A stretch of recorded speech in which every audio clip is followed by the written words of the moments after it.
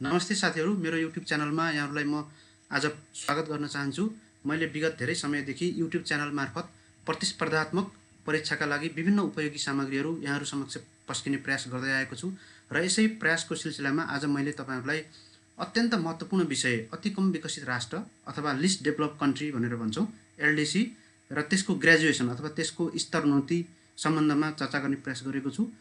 यो अति कम विकसित राष्ट्र र यसको स्तरोन्नति सम्बन्धमा हरेक प्रतिस्पर्धात्मक परीक्षामा प्रश्नहरू सोध्न सकिने भएकोले यो लोकसेवा आयोगको प्रतिस्पर्धात्मक परीक्षाका लागि अत्यन्त महत्त्वपूर्ण विषयको रूपमा रहेको छ। त्यसैले यहाँहरूले यो विषयवस्तुको गम्भीरतालाई ध्यानमा राखेर मेरो यो भिडियोलाई अन्त्यसम्म हेर्नुहोला भन्ने आशा गरेको छु र यसैका साथमा मैले आजको यस टपिकलाई सुरुवात गर्ने प्रयास गर्दछु।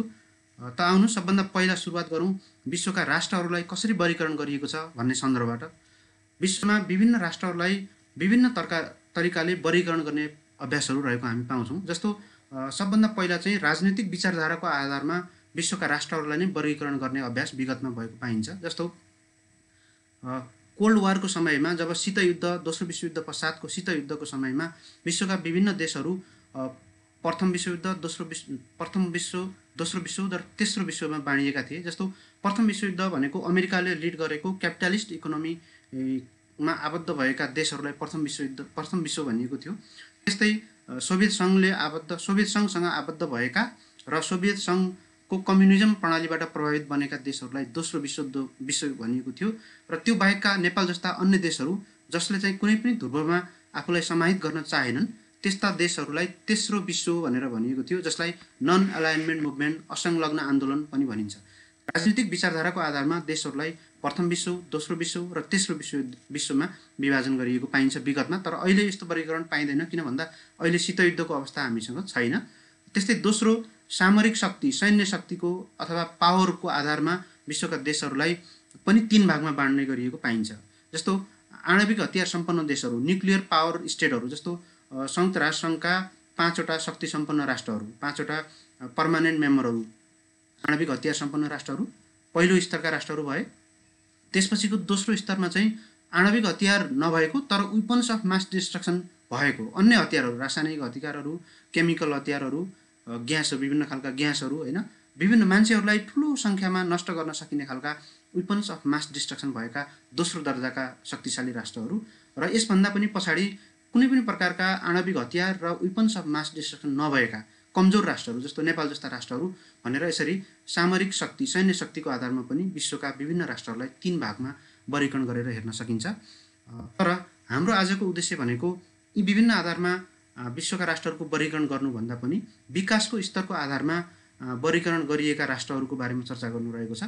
त्यसैले विकासको स्तरको आधारमा पनि राष्ट्रहरूलाई विभिन्न भागमा वर्गीकरण गर्न सकिन्छ। जस्तो पहिलो विश्व भनेर विकसित राष्ट्रहरूलाई मानिएको छ, जो चाहिँ OECD organisation of the economic cooperation and development भनेर युरोपियन देशहरू र उत्तर अमेरिकन देशहरू, जापान लगायतका केही देशहरू यसमा आउँछन् प्रथम विश्व भनेर। त्यस्तै दोस्रो विश्वमा विकासोन्मुख देशहरू डेभलपिङ कन्ट्रिजहरू भारत, चीन, रुस, ब्राजिल लगायतका देशहरू विकासोन्मुख देशहरूको दर्जामा आउँछन्। र त्योभन्दा पनि अझ कम अत्यन्त न्यून सामाजिक आर्थिक विकास भएका भल्नरेबल देशहरूलाई अति कम विकसित राष्ट्र भनेर भनिएको छ, जो चाहिँ तेस्रो विश्वको रूपमा रहेका छन्। र नेपाल पनि तेस्रो विश्वको एउटा सदस्य राष्ट्र भएको कारणले तेस्रो विश्वयुद्धमा खास गरिकन अत्यन्त गरिब राष्ट्रहरू, विकासको स्तरमा सबभन्दा पुछरमा परेका राष्ट्रहरू, सामाजिक विकास त्यस्तै आर्थिक विकास, भल्नरेबिलिटी सबै इन्डेक्सहरूमा अत्यन्त निच स्तरको विकासका सूचकाङ्क भएका देशहरू अति कम विकसित राष्ट्रहरूमा पर्दछन्। नेपाल पनि त्यसैमा पर्ने भएकोले नेपाल यो अति कम विकसित राष्ट्रबाट विकासोन्मुख राष्ट्रतर्फ ग्रेजुएसन अथवा त्यसलाई स्तरोन्नति भनेर भन्छौँ, त्यो स्तरोन्नति हुन चाहन्छ। त्यो स्तरोन्नतिका कारणहरू, स्तरोन्नतिका प्रभावहरू, स्तरोन्नति कसरी गर्न सकिन्छ, यसका समसामयिक विषयहरू के छन् भन्ने विषयमा नै मैले यो विषयमा यस भिडियो मार्फत चर्चा गर्ने प्रयास गरेको छु। त्यसो भए सबभन्दा पहिला अति कम विकसित राष्ट्र भनेको के हो त यसबारेमा सामान्यतया बुझ्न जरुरी हुन्छ। लिस्ट डेभलप कन्ट्रिज एलडीसी भनेको के हो त, यसको अवधारणा कसरी आयो भन्दा सबभन्दा पहिला चाहिँ 1964मा united nations conference on trade and development, जसलाई हामीले अङ्टाड भनेर भन्छौँ, अङ्टाडको पहिलो मिटिङले विकसित राष्ट्रहरूलाई व्यापारमा सहयोग गर्नुपर्छ भन्ने अवधारणा ल्याएको थियो। त्यसपछि 1969 मा आएर फेरि संयुक्त राष्ट्रसङ्घको साधारण सभाले नै यस्ता पछि परेका देशहरूलाई आर्थिक सामाजिक विकासमा अन्य देशहरूले सहयोग गर्नुपर्छ भन्ने मान्यता पनि आयो। तर त्यति बेलासम्म अति कम विकसित राष्ट्र भनेर नाम चाहिँ आएको थिएन। पछि 1970 मा कमिटी फर डेभलपमेन्ट प्लानिङ भनेर एउटा संयुक्त राष्ट्रसङ्घको इकोसोक इकोनोमिक एन्ड सोसल काउन्सिल अन्तर्गतको एउटा कमिटी गठन गरियो र त्यो कमिटीले कुन कुन देशहरूलाई लिस्ट डेभलप कन्ट्री भन्ने भनेर त्यसको क्राइटेरिया सूचकाङ्कहरू र विशेषताहरूको मापदण्ड निर्धारण गर्यो र त्यसैले सिफारिस गरेको आधारमा 1970 मा नै संयुक्त राष्ट्रसङ्घको साधारण सभाले अन्तर्राष्ट्रिय विकासको आफ्नो रणनीति पत्रमा नै विकासोन्मुख भित्रका पनि अति कम विकसित राष्ट्रहरूलाई भनेर एउटा अलग्गै च्याप्टर त्यो रणनीति पत्रमा समावेश गर्यो र 1971 मा आएर कमिटी फर डेभलपमेन्ट प्लानिङ त्यसले चाहिँ अति कम विकसित राष्ट्रहरूको सूचक र प्रथम सूची एउटा लिस्ट नै तयार गर्यो र त्यो लिस्ट संयुक्त राष्ट्रसङ्घको आर्थिक तथा सामाजिक परिषदमा पेश गरियो र त्यो आर्थिक तथा सामाजिक परिषदमा पेश भएको लिस्ट बमोजिम 1971 मा लिस्ट डेभलप्ड कन्ट्रीको अवधारणा औपचारिक रूपमा विधिवत रूपमा आयो र यो अल्प विकसित राष्ट्रहरूको अवधारणा ल्याउने क्रममा संयुक्त राष्ट्र सङ्घको ठुलो भूमिका छ। संयुक्त राष्ट्र सङ्घ बाहेकका अन्य अन्तर्राष्ट्रिय सङ्गठनहरूले त्यति धेरै चासो यसमा दिएको पाइँदैन। त्यसैले अति कम विकसित राष्ट्रको अवधारणा सामान्यतया संयुक्त राष्ट्र सङ्घको अवधारणा हो। नेपाल 1971 देखि नै अति कम विकसित राष्ट्रको सूचीमा समावेश भएको छ। त्यसो भए अब यो अति विकसित राष्ट्र भनेको के हो यसतर्फ पनि प्रयास हेरौँ। अति कम विकसित राष्ट्र भन्ने बित्तिकै तुलनात्मक रूपले अरू देशहरूको आर्थिक सामाजिक र मानवीय पक्षभन्दा कमजोर रहेको देशलाई अति कम विकसित राष्ट्र भनेर भनिएको होइन। अरू यदि तुलना गर्ने हो भने एब्सोल्युट टर्ममा अथवा रिलेटिभ टर्ममा आर्थिक सामाजिक र मानवीय पक्षमा जुन राष्ट्रहरू कमजोर छन् त्यसलाई अति कम विकसित राष्ट्र भनेर भनिएको। वास्तवमा अति कम विकसित राष्ट्र भन्नु अन्तर्राष्ट्रिय समुदायले यस्ता गरिबभन्दा गरिब देशहरूलाई एउटा रिकग्निसन दिएको अवस्था हो। तिमीहरूलाई म सहयोग गर्छु है, हामी सहयोग गर्छौँ, हामी छौँ तिमीहरूको पछाडि भनेर एउटा मानवीय भावनाका साथ अन्तर्राष्ट्रिय समुदायले यस्ता देशहरूलाई रिकग्नाइज गरेको, मान्यता दिएको, ग्रहण गरेको, कन्सिडर गरेको एउटा अवस्था हो। संयुक्त राष्ट्रसङ्घले न्यून विकासको स्तर भएका र दिगो विकासका लागि विभिन्न संरचनात्मक समस्याहरू झेलिरहेका राष्ट्रहरूलाई अति कम विकसित राष्ट्र भनेर मानेको छ। यसको एक्ज्याक्ट डेफिनेसन त कहीँ कतै छैन। तथापि यसलाई चाहिँ न्यून आय, वातावरणिक र आर्थिक रूपमा भल्नरेबल र मानव पुँजीको सूचकहरू कमजोर भएको देश नै अति कम विकसित देश हुन् भनेर भनिएको छ। जस्तो यसमा खास गरिकन 3वटा कन्डिसनहरू एप्लाई हुन्छ। जस्तो पर क्यापिटा इन्कम अत्यन्त कम भएको, इकोनोमिक भल्नरेबिलिटी इन्डेक्स हाई भएको र ह्युमन एसेट इन्डेक्स एकदम कम भएको। यो 3वटा कन्डिसन जुन देशले फुलफिल गर्छ त्यो देशलाई हामीले अति कम विकसित राष्ट्र भनेर भनेका छौँ। 2018 मा आएर जम्मा 47वटा देशहरू एलडिसीको सूचीमा छन् र 2018 देखि हालसम्म संयुक्त राष्ट्रसङ्घले त्यसमा थपगढ गरेको छैन। अब 2021 मा गएर मात्रै थपगढ हुन्छ। त्यसैले अहिलेको अवस्थामा 47वटा देशहरू अति कम विकसित राष्ट्रको सूचीमा छन्। त्यस्तै अहिलेको एलडिसीका देशहरूको ओभरअल जनसङ्ख्या हेर्ने हो भने करिब 1 अरब जनसङ्ख्या मानिस, 1 अरब जनसङ्ख्या चाहिँ यो एलडिसीमा बसोबास गर्छन्, जुन चाहिँ कुल विश्वको करिब 7.5 अरब जनसङ्ख्याको 1% हुन आउँछ र एलडिसीले विश्वको कुल ग्राहस्थ उत्पादन जीडीपीको 1.3% मात्रै हिस्सा ओगटेको हामी पाउँछौँ। एलडिसीले विश्व व्यापारमा हिस्सा करिब 0.9% मात्रै छ। यति 47वटा देशहरूको पनि 0.9% मात्रै हिस्सा रहेको छ। विकासोन्मुख देशको तुलनामा यो एलडिसीका देशहरूको प्रति व्यक्ति आय केवल 16.5% जति मात्रै छ र विकसित देशको तुलना गर्ने हो भने त विकसित देशहरूले जति कमाउँछन् औसतमा वार्षिक त्यसको केवल 1.7% मात्रै यिनीहरूको एलडिसीहरूको औसत आय छ। अहिलेको अवस्थामा 47वटा देशहरू छन् भनेर हामीले भन्यौँ, तर सुरुमा 47वटा देश थिएनन्। 1971 मा जब एलडिसी भन्ने टर्म कोइन भयो र त्यति बेला त्यो टर्म सँगै केही देशहरूलाई लिस्टमा राखियो र त्यो देशमा जम्मा 25वटा देशहरू, त्यो लिस्टमा जम्मा 25वटा देशहरू मात्रै थिए।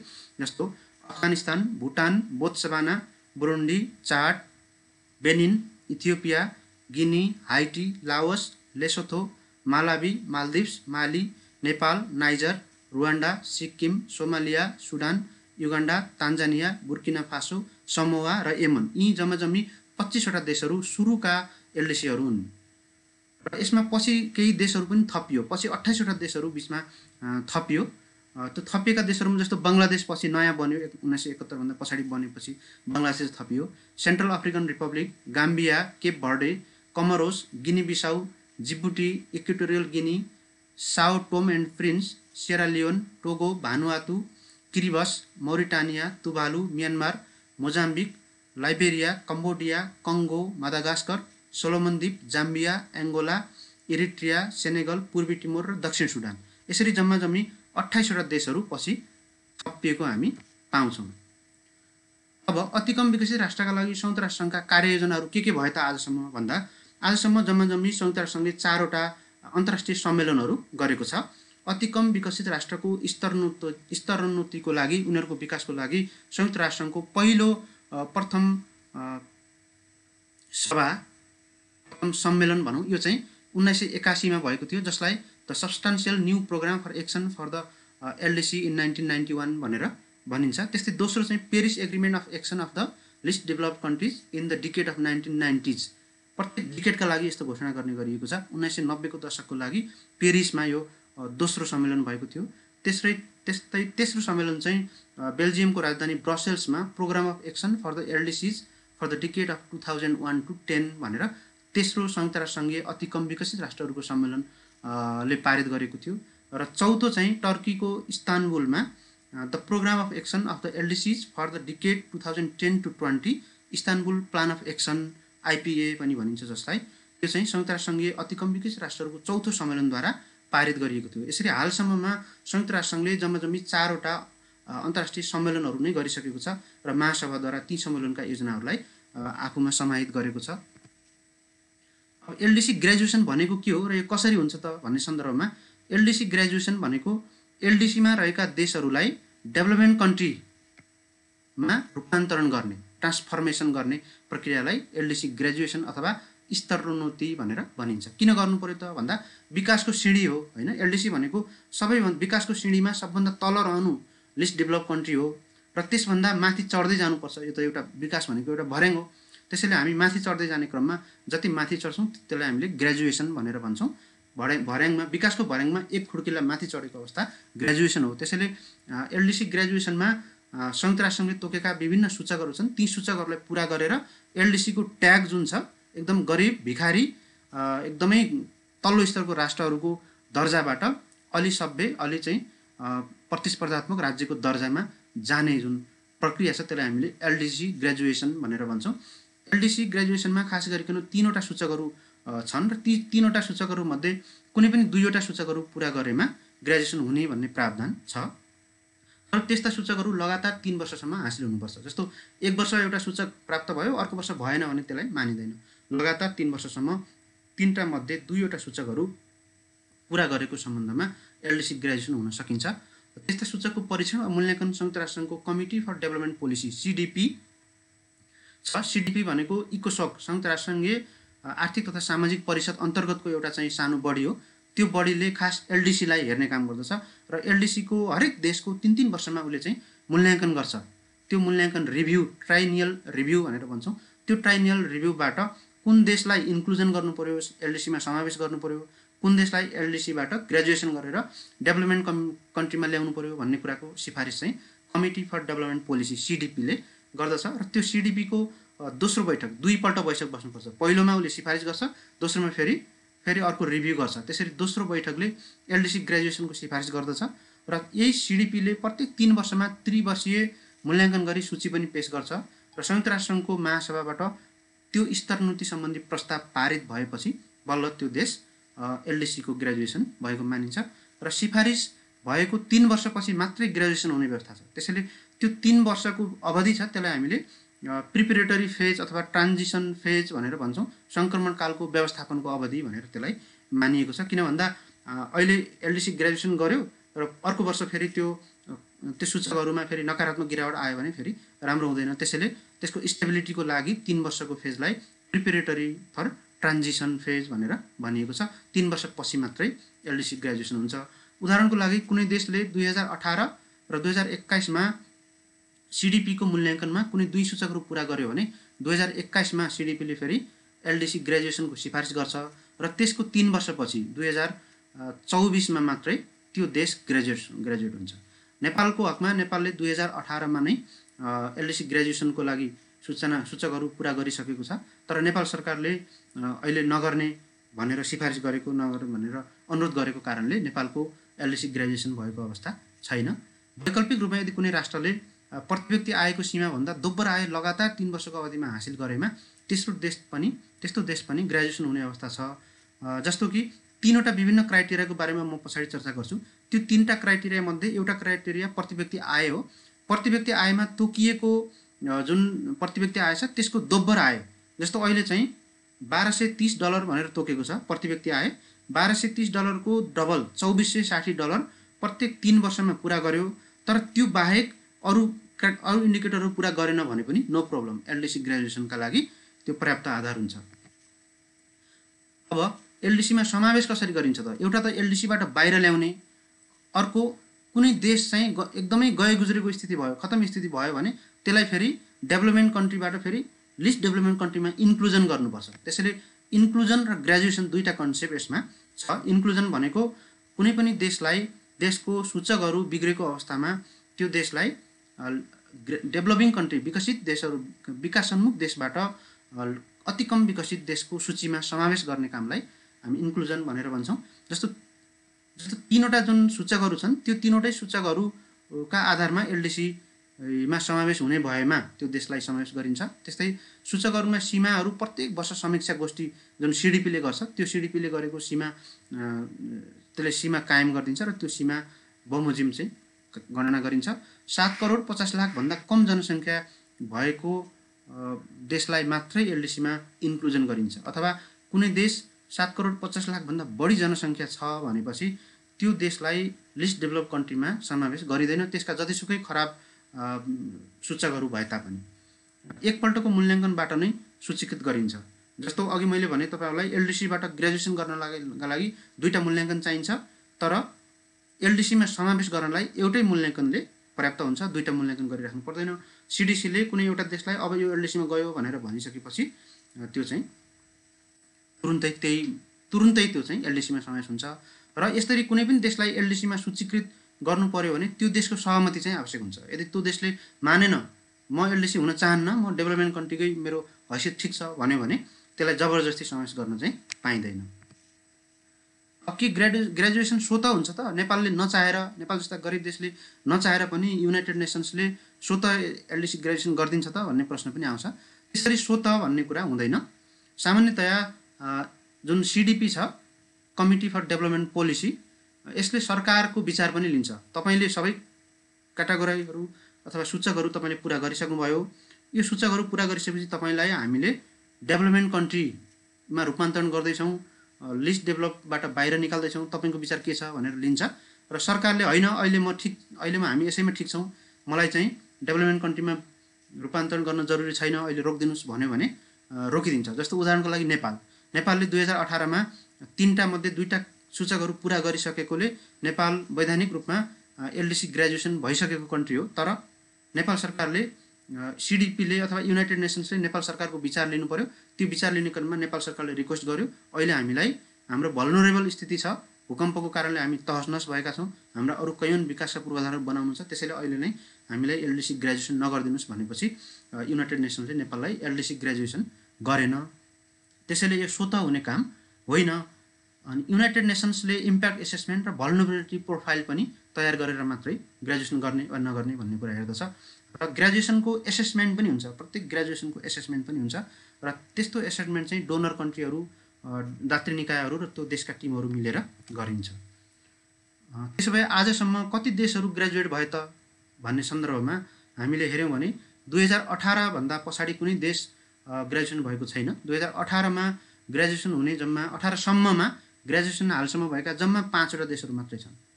त्यसैले धेरै 47 भन्दा बढी देशहरू, उति बेला 49 भन्दा बढी देशहरूको लिस्टबाट हालसम्मको यति लामो इतिहासमा, लगभग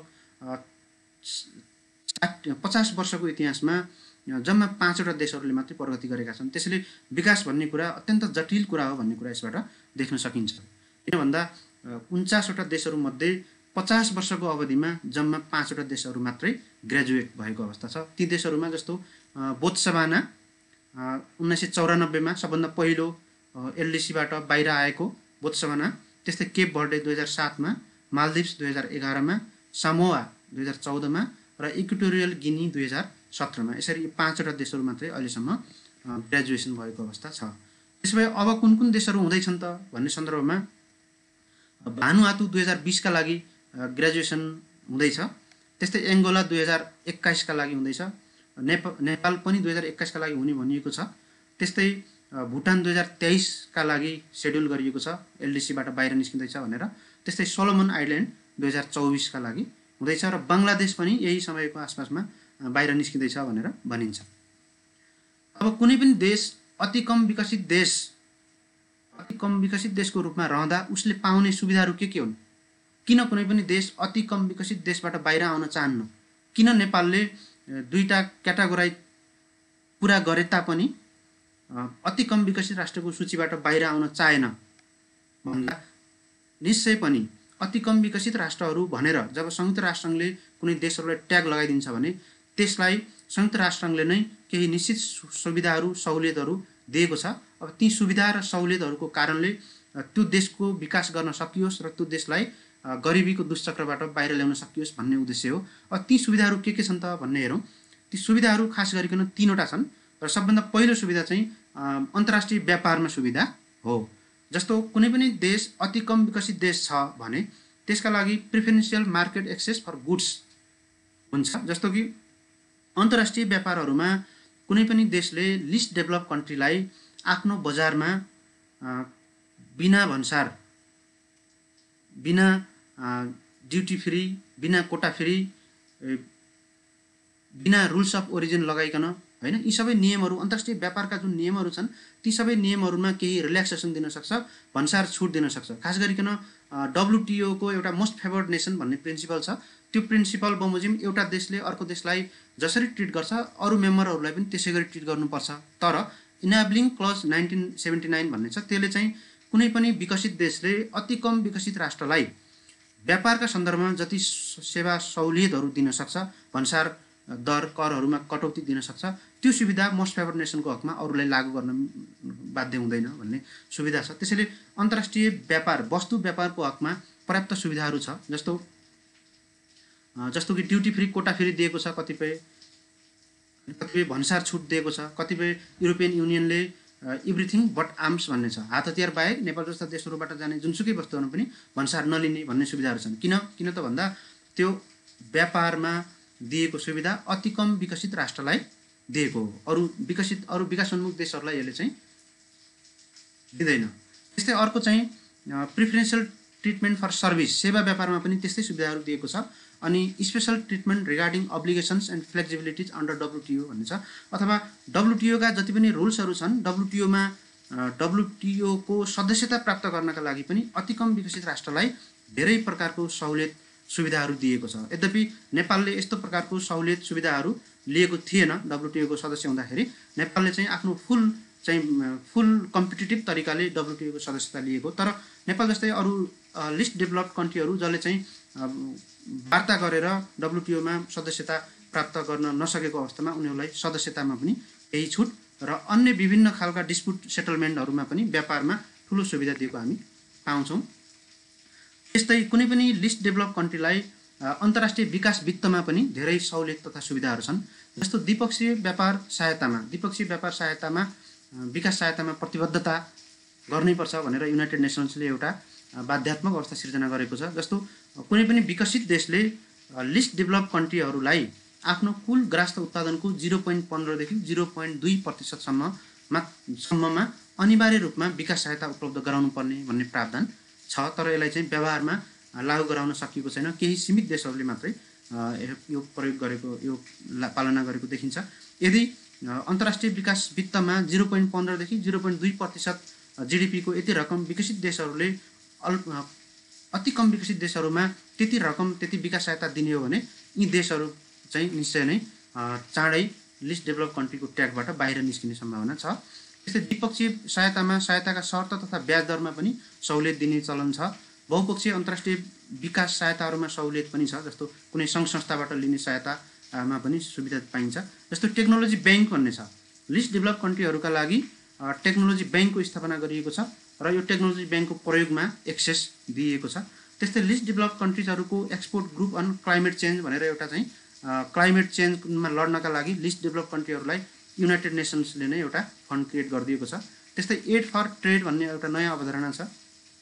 त्यस्तै United nations capital development fund भनेर एउटा चाहिँ डेभलपमेन्ट फन्ड सिर्जना गरिएको छ र त्यो चाहिँ लास्ट माइल्स फाइनेन्स भनेर उसले चाहिँ यस्ता लिस्ट डेभलप कन्ट्रीहरूलाई ऋण अथवा अनुदान सुविधा दिने गर्दछ। इन्भेस्टमेन्ट सपोर्ट प्रोग्रामहरू पनि यसको साथसाथमा संयुक्त राष्ट्रसङ्घले ल्याएको छ र त्यस्तै scholarship and other forms of financial support for education and research भनेर अन्य विभिन्न प्रकारका सहुलियतहरू पनि हामी दिएको पाउँछौँ। र कुनै पनि देश यदि अति कम विकसित हुन्छ भने त्यसले प्राप्त गर्ने अर्को सहुलियत सेवा सुविधा भनेको अन्तर्राष्ट्रिय फोरम तथा संयुक्त राष्ट्रसङ्घमा सहुलियत हो। त्यसमा चाहिँ जस्तो संयुक्त राष्ट्रसङ्घमा प्रत्येक देशहरूले आफ्नो बजेट दिनुपर्छ, केही रकम चाहिँ ती राष्ट्रहरूले आर्थिक रूपमा सहायता गर्नुपर्छ। तर त्यो यदि एलडिसी हो भने त्यसलाई एकदमै कम मात्रामा बजेट दिनुपर्छ। संयुक्त राष्ट्रसङ्घलाई नेपालले बजेट जुन जति छुट्याउँछ त्यो चाहिँ एकदमै कम छुट्याए हुन्छ यदि संयुक्त राष्ट्रसङ्घमा नेपाल चाहिँ एलडिसी भएको खण्डमा। यदि नेपाल एलडिसीबाट बाहिर आयो भने नेपालको कन्ट्रिब्युसन बढेर जान्छ। अहिलेको अवस्थामा 0.01% भन्दा कम नै एलडिसीहरूलाई बजेटरी सहायतामा इन्भल्भ गराइएको छ। त्यस्तै अर्को संयुक्त राष्ट्रसङ्घले कुनै पनि एलडिसीबाट आफ्नो महासभामा आउने कम्तीमा बढीमा 5 जना त्यो देशका प्रतिनिधिहरूलाई यातायात भ्रमणको बिल चाहिँ पनि पेमेन्ट गरिदिन्छ।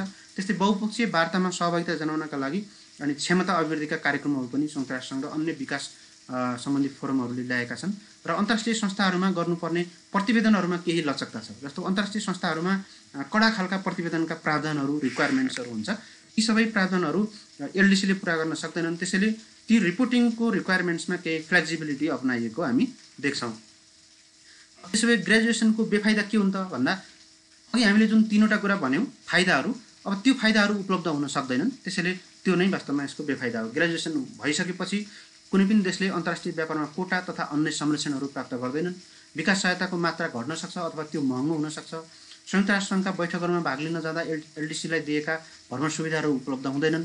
त्यस्तै अन्तर्राष्ट्रिय सङ्गठनमा दिनुपर्ने आर्थिक योगदान पनि बढ्न जान्छ। दात्री निकायहरूले निश्चित रकम एलडिसीलाई दिने वचन दिएकोले सो रकम पनि अब पाउन सकिँदैन र स्पेसल ट्यारिफ प्रिफरेन्सेसहरू, ड्युटी फ्री, कोटा फ्रीहरू यिनीहरू प्राप्त हुन सक्दैनन्। अब एलडिसी ग्रेजुएसनबाट के फाइदा हुन्छ त? भन्दा जस्तो एलडिसी ग्रेजुएसन भयो भने हामीले अन्तर्राष्ट्रिय छविमा, राष्ट्रिय तथा अन्तर्राष्ट्रिय छविमा हाम्रो सुधार हुन्छ। किन भन्दा एलडिसी भनेको एकदमै विकासको श्रेणीमा सबभन्दा तल परेको एकदमै गए गुज्रेको देशको अवस्था हो, त्यसलाई जनाउँछ। त्यसैले अन्तर्राष्ट्रिय रूपमा नेपाली सिटिजन भनेर हेर्नु पर्दा विदेशीहरूले कसरी एलडिसी कन्ट्रीको हो भनेर हेरिन्छ। त्यसैले त्यसको अन्तर्राष्ट्रिय छविमा सुधार आउँछ। प्रतिस्पर्धात्मक क्षमतामा पनि सुधार गर्नुपर्ने अनिवार्यताको सिर्जना हुन्छ। त्यस्तै एलडिसीबाट ग्रेजुएसन भइसकेपछि लगानी र पर्यटनमा सुधार हुन सक्दछ। जस्तो उदाहरणको लागि नेपालमा किन लगानी आउँदैन, किन हामी बार पर्यटन र लगानीका लागि सरकारले विभिन्न खालका नयाँ नयाँ कार्यक्रमहरू ल्याएको छ तर तैपनि पर्यटन र लगानी आउँदैन भन्दा त्यसको एउटा कारण नेपाल एलडिसीमा पर्नु पनि हो। एलडिसीमा पर्नु भनेको वास्तवमा कमजोर छवि हुनु हो है। त्यसैले लगानी र पर्यटनमा सुधार हुन सक्छ। देशको सफलताको सङ्केत मानिएको हो। एलडिसी भनेको हामी प्रोग्रेस गर्दैछौँ है भन्ने एउटा चाहिँ सकारात्मक सन्देश, पोजिटिभ भाइब क्रिएट गरिएको अवस्था पनि हो। र अन्तर्राष्ट्रिय क्रेडिट रेटिङ पनि राम्रो हुन्छ। जस्तो नेपालको निजी क्षेत्रले अन्तर्राष्ट्रिय जगतबाट केही ऋणहरू लिनुपर्ने हुन्छ र नेपालको सरकारले पनि अन्तर्राष्ट्रिय सङ्घ संस्थाहरू, देशहरूबाट ऋण लिनुपर्छ। त्यस्तो ऋण लिने सन्दर्भमा नेपालको ओभरअल सोभरेन कन्ट्रीको पनि रेटिङ गर्ने चलन हुन्छ। त्यो रेटिङ गर्दाखेरि जब रेटिङ एकदम राम्रो हुन्छ भने इन्टरनेसनल क्रेडिट मार्केटमा सजिलैसँग क्यापिटल ल्याउन सकिन्छ। क्रेडिट रेटिङ कमजोर छ भने त्यसले चाहिँ अन्तर्राष्ट्रिय पुँजीको प्रवाहमा नेगेटिभ असर पार्छ। के एलडिसी ग्रेजुएसन भए पश्चात हामीले गरेको निर्यातमा भन्सार शुल्क बढी तिर्नु पर्दछ त?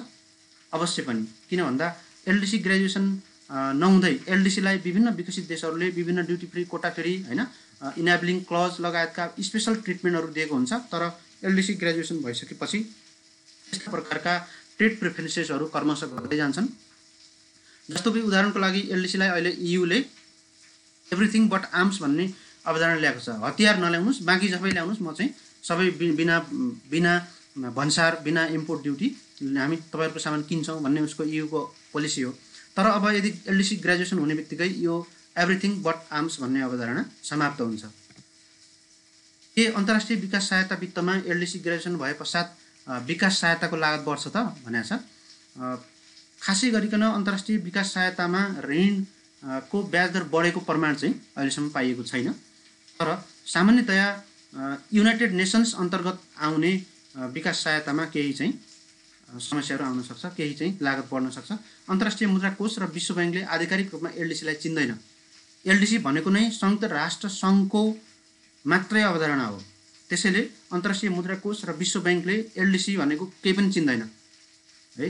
त्यो भावनाले तर धेरैजसो हामीले अन्तर्राष्ट्रिय विकास सहायता लिने भनेको कोषबाट त मुद्रा कोष र विश्व ब्याङ्कबाट हो। विश्व ब्याङ्कले एलडिसी चिन्दैन, एलडिसीले मतलबै गर्दैन भनेपछि अन्तर्राष्ट्रिय मुद्रा कोष र विश्व ब्याङ्कले जुन दिने ऋण र सहुलियत हो त्यसमा कुनै पनि फरक पर्दैन एलडिसी ग्रेजुएसन भए पश्चात। त्यसैले हामी भन्न सक्छौँ विकास वित्तमा खासै फरक पर्दैन। अब मध्यम स्तरीय आयमा बढोत्तरी भन्नु, जस्तो हामी मिडल इन्कम कन्ट्रीमा गयौँ भनेर भनिन्छ होइन। त्यो भन्नु र एलडिसी ग्रेजुएसन भन्नु एउटै हो त? एउटै होइन, यो बिल्कुल फरक कुरा हुन्। त्यसैले यो दुईटालाई कहिले पनि जोडेर हेर्न हुँदैन। मध्यम आय भएको मुलुकमा आयलाई मात्र हेरेर स्तर निर्धारण गर्ने हो। हाम्रो टोटल पर क्यापिटा इन्कम कति छ भनेर हेरेर मात्रै निर्धारण गर्ने हो। त्यसैले मध्यम आय स्तरमा पुगे पनि देश चाहिँ एलडिसीमै रहिरहन सक्छ। त्यस्ता कैयन देशहरू छन् जो चाहिँ मध्यम आयमा छन् तर एलडिसी हुन्। तर एलडिसीका अरू सूचक पुरा गरेको खण्डमा न्यून आय भएको देश पनि फेरि लिस्ट डेभलप कन्ट्री नहुन सक्छ। उदाहरणको लागि नेपालले 2018मा न्यून आय भएको मुलुक थियो, पर क्यापिटा इन्कम ज्यादै न्यून थियो, तर अरू दुईवटा सूचकहरू पुरा गरिसकेको भएको कारणले नेपाल ग्रेजुएसन हुन सक्ने सम्भावना थियो। तर खैर हाम्रै कारणले त्यो चाहिँ भएन।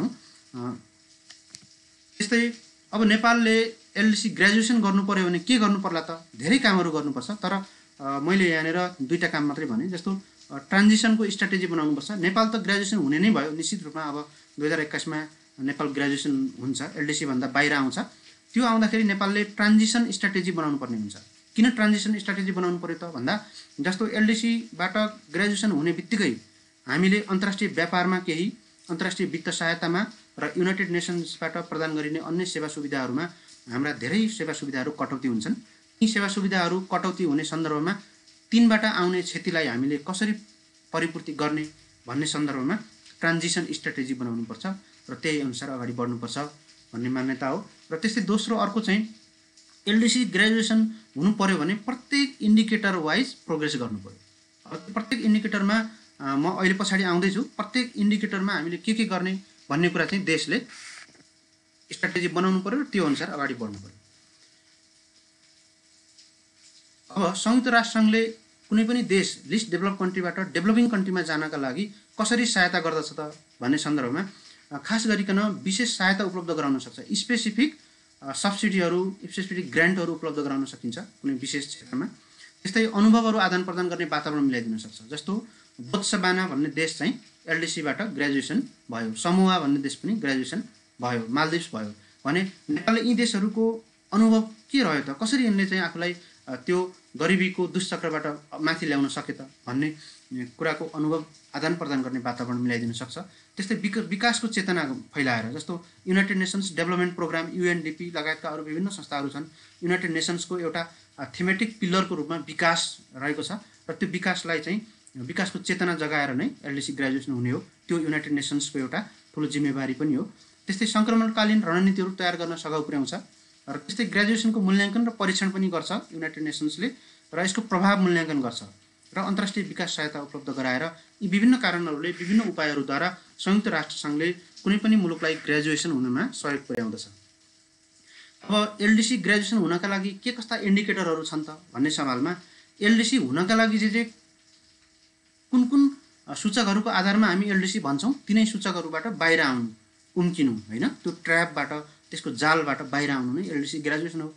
खास गरिकन एलडिसी ग्रेजुएसनमा तीनवटा सूचकहरू छन्। जस्तो पहिलो सूचक हो आय सूचक, दोस्रो सूचक हो मानव सम्पत्ति सूचक र तेस्रो सूचक हो आर्थिक संवेदनशीलता, इकोनोमिक भल्नरेबिलिटी सूचक।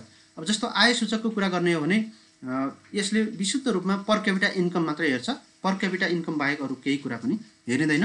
प्रति व्यक्ति आय युनाइटेड नेसन्सका अनुसार प्रति व्यक्ति आय कति छ उसले क्याल्कुलेसन गर्छ र यदि 1230 अहिलेको अवस्थामा अमेरिकी डलर 1230 भन्दा बढी यदि कुनै पनि देश एलडिसी को प्रति व्यक्ति आय छ भने यो आय सूचकाङ्कका लागि ग्राह्य भएको मानिन्छ। नेपालको अवस्था अहिलेको 1090 हाम्रो अमेरिकी डलर पुगिसकेको छ। त्यसैले हामी चाहिँ एलडिसी ग्रेजुएसनको निम्ति आय सूचकमा अझै धेरै तल छौँ। आयको आधारमा हामी अझै पनि एलडिसी ग्रेजुएसनमा जान सक्ने अवस्था छैन। त्यस्तै अर्को दोस्रो सूचक हो मानव सम्पत्ति सूचकाङ्क। मानव सम्पत्ति सूचकाङ्क मा ओभरअलमा जम्मै 5वटा अलग अलग कुराहरूलाई लिएर मिलाएर त्यसको एउटा एग्रिगेट वेटेज सूचक बनाइएको छ। त्यसमा जस्तो 66 वा सोभन्दा बढी सूचक आयो भने त्यसलाई चाहिँ डेभलपिङ कन्ट्रीको लिस्टमा राखिन्छ। नेपालको हकमा 71.7 छ अहिले। त्यसैले 66 वा सोभन्दा बढी सूचक ल्याउनु पर्नेमा नेपालले 71 ल्याइसकेको छ। त्यसैले नेपाल 2018 मा नै मानव सम्पत्ति सूचकाङ्कको हिसाबले नेपाल चाहिँ अब्बल देश आइसकेको छ। अब यो 5वटा क्षेत्रहरूबाट गणना गरिन्छ मानव विकास सूचकाङ्क। त्यो 5वटा क्षेत्रहरूमा जस्तो शिक्षाको 2वटा र स्वास्थ्यको 3वटा। तपाईँलाई थाहा छँदैछ जस्तो मानव सम्पत्ति सूचकाङ्क ह्युमन क्यापिटल भन्यो भने अथवा ह्युमन एसेट्स भन्यो भने त्यसले समेट्ने 2वटा क्षेत्रहरू हो, एउटा शिक्षा अर्को स्वास्थ्य। यो 2वटा शिक्षा र स्वास्थ्य क्षेत्रको समग्रताबाट नै मान्छेको सम्पत्तिको मूल्याङ्कन गरिन्छ। मान्छेको सम्पत्ति भनेको मान्छेले एग्रिगेट गरेको सम्पत्ति होइन, मान्छे आफू पनि एउटा सम्पत्ति हो।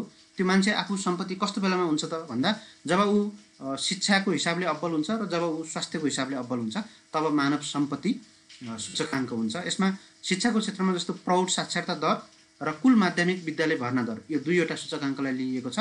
र स्वास्थ्यको क्षेत्रमा 3वटा सूचकहरू छन् जस्तो 5 वर्ष मुनिका बाल मृत्यु दर, कुपोषणबाट मरेको जनसङ्ख्या, कुपोषणमा परेको जनसङ्ख्याको दर प्रतिशतमा कति छ र मातृ मृत्यु दर कति छ। यो 3वटा सूचकाङ्कको आधारमा मानव सम्पत्ति सूचकाङ्क गणना गरिन्छ।